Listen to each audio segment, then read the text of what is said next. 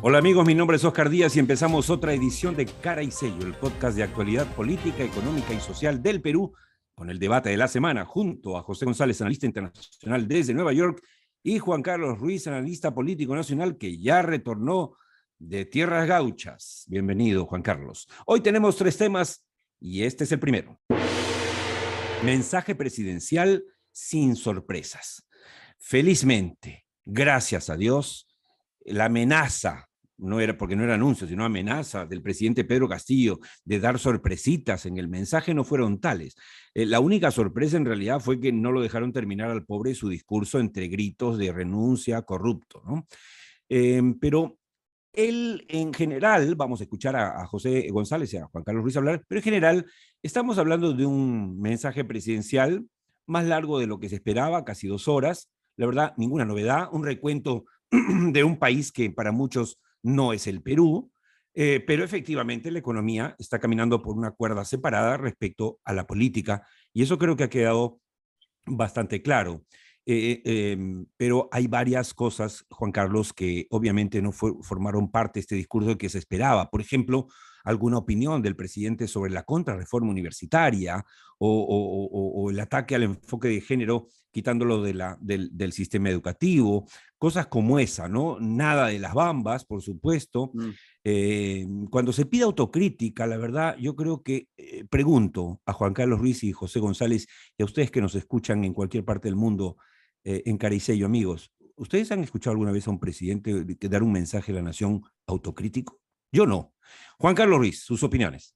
Es correcto, jamás. A ver, tres o cuatro constataciones después de escuchar al presidente, después de esas casi 2 horas soporíferas, dicho sea de paso, porque no es la lectura Sí. definitivamente el arte del presidente, pero bueno, después de esas 2 horas, yo diría que hay cuatro cosas que me quedaron, que yo puedo confirmar. Primero, es la confirmación de que la coalición conservadora, en términos de propuesta país, está sólida. Es decir, esa coalición conservadora que nace en alianza entre los grupos conservadores de izquierda y de derecha en el Congreso y que se traslada hacia el gobierno, que le permiten ahora una estabilidad al presidente como para sacar al serronismo de su lado, o a Cerrón, mejor dicho, porque sigue dejándole el sector salud a disposición. Esa es una primera constatación que se da con este discurso. Es decir, y eso también se pone en evidencia con una segunda constatación. La Asamblea Constituyente no está en la agenda país. Ya no está en la agenda país del gobierno. Eso desapareció el discurso y ese tono serronista desapareció del discurso y confirma también que esa ruptura se ha dado y no se va a volver a reconstituir por lo menos en el corto plazo. Una tercera es que, sí, pues el énfasis estuvo en el lado económico, que evidentemente si uno ve el piloto automático en el que sigue el país, a pesar del deterioro de gestión pública, a pesar de los malos funcionarios que han entrado en la gestión, aunque en algunos casos va corrigiendo errores cometidos, error que admite, dicho ese paso, el presidente al inicio del discurso. Dice, hemos cometido errores en ciertos nombramientos, no dice cuáles, no dice quiénes, ¿no? Pero que hemos ido corrigiendo. Es cierto, algunas cosas se han ido corrigiendo, pero el énfasis es económico, porque la economía en piloto automático sigue avanzando a pesar de ese agujero negro en el cual comienzan a irse la parte política con esta guerra, nueva guerra que está protagonizando el país en la coyuntura, que es la guerra entre la fiscal de la nación y el presidente Castillo, que va a ser el nuevo capítulo que seguramente nos acompañará de ahora en adelante, ¿no? Así es. Ahora, José, ¿tú esperabas de parte del presidente Castillo un discurso al estilo Winston Churchill? No, no, no. Digamos que aquí hemos sido claros que hay que llamar las cosas por su nombre.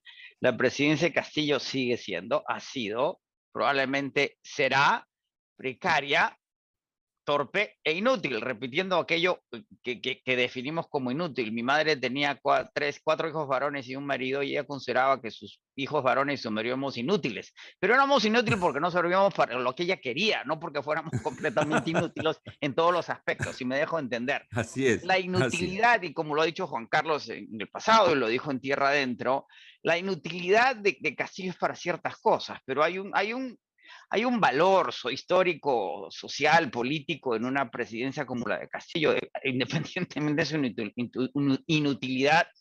en el contexto de lo que ha sido el Perú y lo que debe ser hacia adelante, como lo hay de Petro y de Boric y de todos esos cambios que estamos viendo en la región. Y creo que fue importante el hecho de esta letanía de números absolutamente aburrida, que algunos presidentes en el pasado lo hacían así también, hay que recordar, ¿sí? 2 horas de números, demuestra que el país tampoco se va a acabar. O sea, Castillo, en esa precariedad, en esa inutilidad y en esa torpeza, es incapaz. Y Cerrón y todo el cuadro que gobierno del país, y además el legislativo tampoco quede muy bien si hacemos una calificación de sus notas, es incapaz de detener un país que tiene sus propias dinámicas, que avanza, en el que el sector minero con todos los problemas sigue creciendo, en el que tenemos grandes problemas, pero que el país es mucho más grande que nuestros políticos. Si tenemos que empezar a ser racionales en los frentes políticos, como son los europeos, por ejemplo, cae el gobierno de Johnson, y eso no significa que Inglaterra va a dejar de funcionar, significa sencillamente que cayó el gobierno de Johnson y el sistema político se resetea. Totalmente de acuerdo. Y con eso pasamos al segundo tema. Nueva mesa directiva al estilo Malcri Carmen.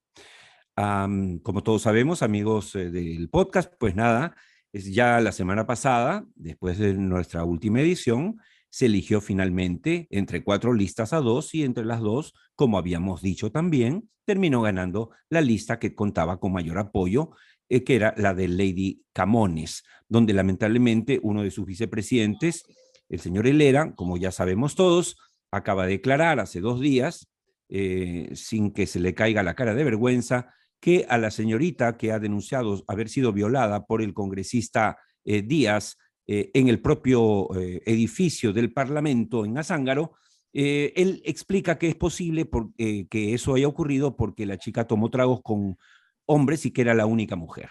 Claro, después ha tratado de arreglarla, pero la regó con todo este señor, que básicamente grafica además lo que acaba de decirnos Juan Carlos Ruiz, es este conservadurismo extremo que ya llega a este punto de justificar, es decir, a partir de mañana, si una mujer está con escote, ¿habrá que violarla? Eso es lo que quiere decir el vicepresidente. Bueno, esa es la mesa directiva, la nueva que tenemos. Por eso nos preguntamos acá si no es más de lo mismo, Juan Carlos Ruiz. Y una pregunta brevísima, Juan Carlos. Cuéntanos en 30 segundos o menos, ¿quién es Lady Camones?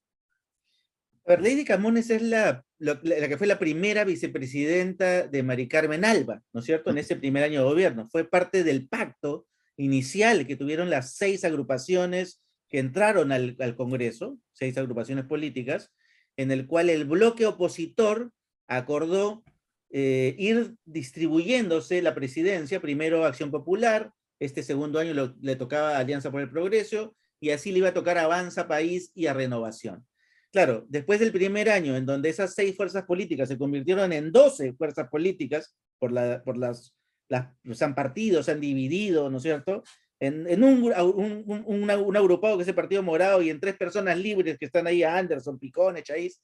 Entonces, claro, ante esta multiplicación de los grupos políticos en el Congreso, ha hecho una nueva correlación de fuerzas que provocó que hubieran 4 listas, casi podríamos decir que 2 oficialistas y 2 de oposición en disputa, digamos, de la presidencia del Congreso. Entonces, Camones es el resultado de ese bloque opositor inicial que ya con muertos y heridos ha logrado mantener por segundo año el control de la mesa directiva, pero ha tenido que incluir ya visiblemente en esa mesa directiva al fujimorismo, ¿no? En este caso hay una vicepresidenta, la primera vicepresidenta en este caso es Marta Moyano, que es, en este caso, la representante del fujimorismo que visiblemente entra en el juego del poder y no como Juan la Carlos, solo habría que agregar, ausente, ¿no? Solo habría que agregar, para conocimiento de los amigos del podcast de Cari Sello, que la señora Camones, hasta hace poquito nomás, hace 2 años, fue candidata a unas elecciones por Fuerza Popular. Por lo tanto, algunos dicen que quien realmente ha ganado en esta mesa directiva ha sido Fuerza Popular más que APP, porque si Lady ha seguido hace apenas 2 años de Fuerza Popular y le sumamos Marta Moyano, pues ya tenemos 2 fujimoristas o fujimoristas que son los que más experiencia tienen, ¿no? Y mi pregunta, ambos, ahí es, ¿hay capacidad legislativa en términos de dirigir el Parlamento? Y 2, volvemos al obstruccionismo fujimorista que tanto le costó al país con la presidencia de PPK. Juan Carlos. Yo creo que la diversidad de fuerzas, o sea, al haberse separado esas 6 fuerzas iniciales en 12 ahora, y un poco más, obliga más bien a que las lógicas obstruccionistas se diluyan. Esto obviamente le conviene al presidente Castillo y al gobierno, porque obliga a tener que negociar con más partes en la estructura. Entonces, ya no se tienen posiciones sólidas que te agarren y dicen, no, esto no avanza y lo bloqueas. No, porque tienes la posibilidad de negociar por varios lados y minar, digamos, posiciones e ir sumando. De hecho, va a haber más trabajo para los coordinadores parlamentarios porque ahora te permite una mejor articulación de fuerzas. Obviamente eso va a implicar más tiempo. ¿Y qué te dicen los vaivenes de Montoya, que amaba a los comunistas antes de la elección y ahora los vuelve a odiar? Porque además, si recuerdan, ustedes que estaban de Fiestas Patrias, pero la elección fue tenaz. Hubo un momento en que se dudaba de 4 listas que podía ganar Lady Camones, pero la actitud de Montoya es sintomática, ¿verdad? Sí. Claro, no hay coherencia programática. Lo que pasa es que lo que encontramos en él, lo que encontramos en Valdemar Cerrón, que también un día está a un lado y al día siguiente se abraza efusivamente con María del Carmen Alba, por ejemplo, ¿no? Entonces, esto tiene que ver con la desinstitucionalización que sufre nuestra clase política, nuestras estructuras políticas, y lamentablemente esto vamos a seguirlo viendo. Pero en todo caso, para terminar este segundo ítem, creo que ha sido bueno, Juan Carlos y José, que por lo menos se cumpla la palabra empeñada en la primera parte que le iba a dar la presidencia del Congreso a APP en esta segunda oportunidad. A mí me parece eso saludable porque tenemos que recuperar un mínimo de organicidad en la política peruana. Lo otro que vale la pena dejarlo ahí en el tintero como un dato para los amigos del podcast es que me preguntaban, ¿y por qué Lady Camones? ¿Y por qué no Echaíz? ¿Por qué dejó Acuña que se fuera Echaíz, que se fuera molesta porque era la primera candidata y apostó? Bueno, definitivamente porque la señora Lady Camones hará, a mi modo de ver, lo que le diga César Acuña. Por lo tanto, lo que veamos de aquí en adelante en esta mesa directiva, lo que haga la presidenta, no necesariamente será lo que ella quiere hacer, sino lo que su padrino quiso que hiciera para darle la presidencia del Congreso. No seamos ingenuos. Un punto rapidísimo. ¿Y cuál es la actitud del líder de su partido de cara a Castillo y la vacancia? Lo que más convenga, Juan Carlos, ¿no es cierto? Lo que más convenga. Hoy conviene mantenernos... Acuña, dependiendo del momento, va a tomar la posición que corresponda. No tiene una posición definida. Es más, si tú te das cuenta y analizas las 4 listas que postularon la mesa directiva, habían APP en 3 de ellas. Sí, claro. Incluida en la oficialista, ¿no? Entonces, él está apostando en todo caso, es un juego total. En todo caso, Juan Carlos, para responderle a José González y a todos los que tienen esa pregunta en la cabeza, voy a ser muy claro. El señor César Acuña no está a favor ni en contra, sino todo lo contrario de este gobierno. Dicho esto, nos vamos, para hablar en sus términos, nos vamos al último punto de hoy. El fantasma de la estanflación. Mientras acá nos peleamos, nos sacamos los ojos, le sumamos, ya van 5 acusaciones fiscales al presidente. Ya ayer dicen, porque dicen, ¿no?, que habría dicho Pacheco que el presidente no solamente ha recibido plata, sino que estaría liderando una banda criminal que quiere perpetuarse en el poder al estilo, digamos, Castro, al estilo Evo Morales o al estilo Ortega en Nicaragua. Bueno, Dios mío, mañana ¿qué dirán? ¿Que va a chupar la sangre en los niños? No sabemos. Pero este último tema es súper importante porque mientras estamos en estos líos de comarca, el mundo está sufriendo económicamente. ¿Y quién mejor para darnos los últimos datos que José González? La semana pasada, en plenas fiestas patrias, los Estados Unidos anuncia la primera lectura. Son 3 lecturas y se va modificando los números de crecimiento económico en el país en el segundo trimestre. El mercado esperaba 0.3% de crecimiento, marginal pero crecimiento, y se resultó siendo negativo, menos 0.9%. La economía norteamericana se contrae en el segundo trimestre, por segundo trimestre consecutivo se contrajo 1.6% en el primer trimestre, y estamos técnicamente en recesión. ¿Por qué técnicamente? Porque la recesión se define en general como 2 trimestres consecutivos de crecimiento negativo. Sin embargo, en los Estados Unidos, el Buró de Investigaciones Económicas define si estamos en una recesión con un criterio mucho más amplio y no tan estrecho como el crecimiento per se.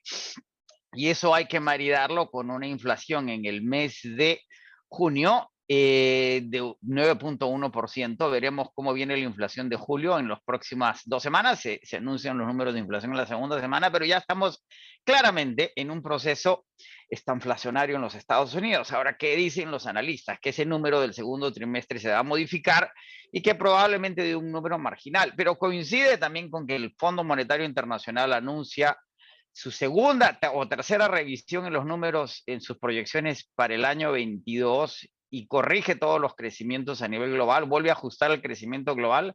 Según el fondo vamos a crecer 3.2% este año, 2.9% el próximo año, y en el caso de los Estados Unidos, reduce el crecimiento de 3.7 a 2.3 y el próximo año a 1%. Es decir, el fondo dice en su modelo que la recesión no es esta, pero que la recesión viene, que va a haber una contracción importante en el cuarto trimestre de este año y el primero a nivel global, y va a tener un impacto importante en una economía como la de los Estados Unidos, creciendo al 1% o 4% de inflación. Así no sea una recesión abierta, se va a sentir como una recesión. En el caso de China, el crecimiento de este año es 3.3 y el próximo de 4.6. Es decir, el próximo año puede ser más ajustado incluso que este, y lo hemos conversado en Tierra Adentro, Oscar. Los precios de las materias primas así lo reflejan. En términos de metales y minerales, los deberían seguir siendo volátiles este año y estables el próximo año, pero no se ve una recuperación clara sino hasta el año 2024 en que las dinámicas globales se realineen. En el caso de América Latina, crecimiento del 3% este año, 2% el próximo. Y en el caso del Perú, particularmente, que dice el fondo que el próximo año, que este año vamos a crecer 2.95%, casi 3%, el próximo 3%, el siguiente 3%, casi como que la economía peruana no va a crecer más del 3% hasta el año 2026, con una inflación que podría estar este año en 4% y en los siguientes años en 3%. Es decir, de nuevo, en el marco global no es de las peores economías, más bien sigue siendo de las más solventes y más estables en América Latina, subrayando lo que dijimos inicialmente sobre si el mensaje Castillo refleja o no una realidad en el país. Totalmente de acuerdo, y solo como corolario a lo dicho por José González, hace 2 semanas tuvimos al gerente general del Instituto Peruano de Economía revisando 12 láminas preparados por ellos en Tierra Adentro, y la verdad es que 10 de ellas hablaban de una salud positiva de la economía peruana.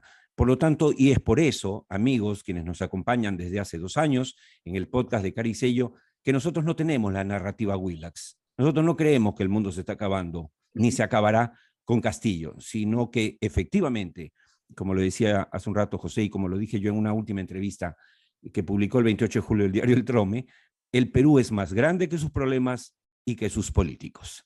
Y con eso decimos gracias a José González y Juan Carlos Ruiz, a quien le damos nuevamente la bienvenida por sus opiniones siempre bien informadas. Oscar Díaz les dice gracias por acompañarnos en Cara y Sello, el podcast de actualidad política, económica y social del Perú. Recuerden que nos encontramos en cualquier momento en YouTube o Spotify, salvo mejor opinión.